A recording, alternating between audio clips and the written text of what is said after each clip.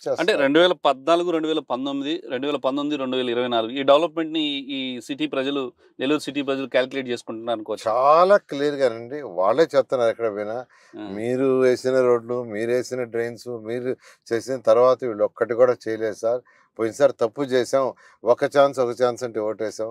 అంటే నెల్లూరు సిటీలో 2019లో గెలిచిన ఎమ్మెల్యే ఇప్పుడు ఇక్కడ లేడు. వేరే దగ్గర ఎక్కడో ఎంపీగా వెళ్ళిపోయారు. నరసరావుపేటకి ఎంపీగా వెళ్ళిపోయారు. అంటే ఆయన చేసింది ఏమి లేదంటారు ఇక్కడ. ఖచ్చితంగా ప్రభుత్వంలో ఏమి జరగలేదండి. ఏ మంత్రి కూడా. మంత్రిగా ఉన్నారు. ఆయనేమీ చేయలా. ఎంతసేపటికి ఎవరిని అరెస్ట్ చేస్తామా? ఎవరి బిల్డింగులు పగలగొడతామా? ఎవరి షాపులు క్లోజ్ చేస్తామా? ఎవరి లైసెన్సులు ఇది తప్పితే వైఎస్ఆర్‌సీపీ వాళ్ళకి ఇంకేం లేదు. ఎవరిని అరెస్ట్ చేస్తామా? ఎవరిని తీసుకుపోయి జైల్లో పెడతామా? ఈ ఆలోచన తప్పితే ప్రజా పరిపాలన లేదు. ప్రజా పరిపాలన అంటే పేదలు, నిరుపేదలకు సంక్షేమం చేయాలా? యువకులను దృష్టిలో పెట్టుకొని డెవలప్‌మెంట్ చేయాలా? లేకంటే హ్మ్. యువకుల యొక్క భవిష్యత్తు అంధకారం అవుద్ది. ఈరోజు ఎక్కడ పట్టినా ఎంబీఏ, ఎంసీఏ చదివినోళ్ళు ఏమంటున్నారంటే, సార్ మా భవిష్యత్తు ఏంది? వాళ్ళు అడ్డదారులు పడుతున్నారు. ఇప్పుడు గంజాయి, గింజాయికి ఎందుకు అలవాటు అవుతున్నారంటే, వాడికి ఫ్యూచర్ మీద హోప్ లేదు. యెస్. ఎవరికైనా ఫ్యూచర్ మీద హోప్ ఉంటే, దాని మీద కాన్సంట్రేషన్ చేసి డెవలప్ అవుతారు. యెస్.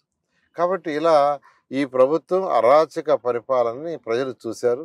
అందుకని ఎక్కడ పట్టినా వ్యతిరేకం ఉంది. 175 కాన్స్టిట్యూన్సీలో వ్యతిరేకం ఉంది. రైట్. 2014, 19లో మీరు చేసిన అభివృద్ధి కార్యక్రమాలు ఇప్పుడు 2019, 24 చాలా వరకు ఆగిపోయినాయి అంటున్నారు. సో అవన్నీ కంటిన్యూ అవుతాయా? ఖచ్చితంగానండి. రాంగానే ఫస్ట్ టేకప్ చేసేది పేదల, నిరుపేదల కోసం ఏదైతే 43,000 శాంక్షన్ చేసి, కట్టి కొన్ని ఫినిష్ అయిపోయినాయి. కొన్ని ఫినిష్ కాలా. అవి కూడా ఫినిష్ చేసేసి ఫస్ట్ 43,000 హౌసులు పేదలు, నిరుపేదలకు ఇవ్వటం. ఒకవేళ ఇంకా చాలకుంటే కూడా శాంక్షన్ చేసి నెల్లూరులో 54 డివిజన్లు ఉన్న ప్రతి పేదవాడికి టిట్కో ఇల్లు ఇవ్వడం జరుగుతుంది. అదేవిధంగా అండర్‌గ్రౌండ్ డ్రైనేజ్ దోమలు లేని నగరం చేయడం కోసంగా ఏదైతే 550 కోట్లతో అండర్‌గ్రౌండ్ డ్రైనేజ్ తెచ్చి 10% ఆగిపోయిందో ఇళ్ళ నుంచి కనెక్షన్ ఇవ్వాలంతే. అంతే. మొత్తం ట్రంక్ లైన్స్ అంతా అయిపోయినాయి. హ్మ్.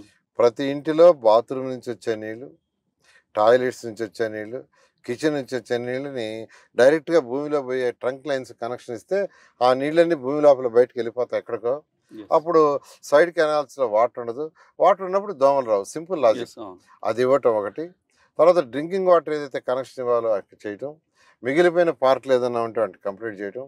ఈ విధంగా ప్రజా అవసరాలు ఏదైతే ఉన్నాయో, ఏదైతే ఇన్‌కంప్లీటో అన్నీ పూర్తి చేయడం జరుగుతుంది.